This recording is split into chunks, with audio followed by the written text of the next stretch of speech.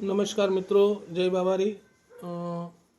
ઘણા સમયથી અમારા બ્લોક હમણાં દસેક દિવસથી ના આવતા હોવાનું કારણ અમારા ફાધરશ્રીની તબિયત થોડી વીક હતી, એટલે એમને 5 દિવસ દવાખાને એડમિટ કર્યા હતા અને હવે ઘરે લાવ્યા છીએ।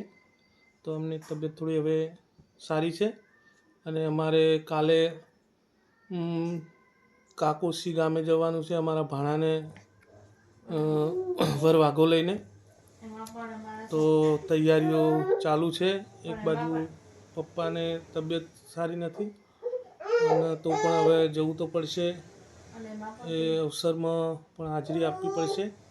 તો જો એમાં પણ હવે હાલ એક બહુ હવે આ પ્રસંગમાં પણ એક એવો બનાવ બની ગયો છે કે જે મારા કાકી હતા, એમનો ભત્રીજો એક્સિડન્ટમાં મૃત્યુ પામ્યો છે જસ્ટ 2 દિવસ પહેલાં જ।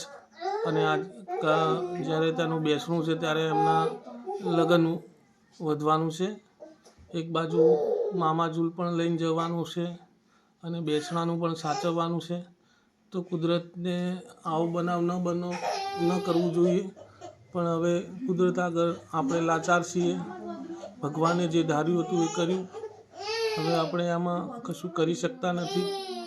પણ બહુ દુઃખ સાથે અમારે આ પ્રસંગમાં જવું પડશે અને ત્યાં પણ અમારા ભાણીઓ એકને એક છે, એટલે એ પ્રસંગ પણ અમારે સાચવવો પડશે। બહુ દુઃખ અને ની લાગણી સાથે અમારે આ પ્રસંગને સાચવવું પડશે।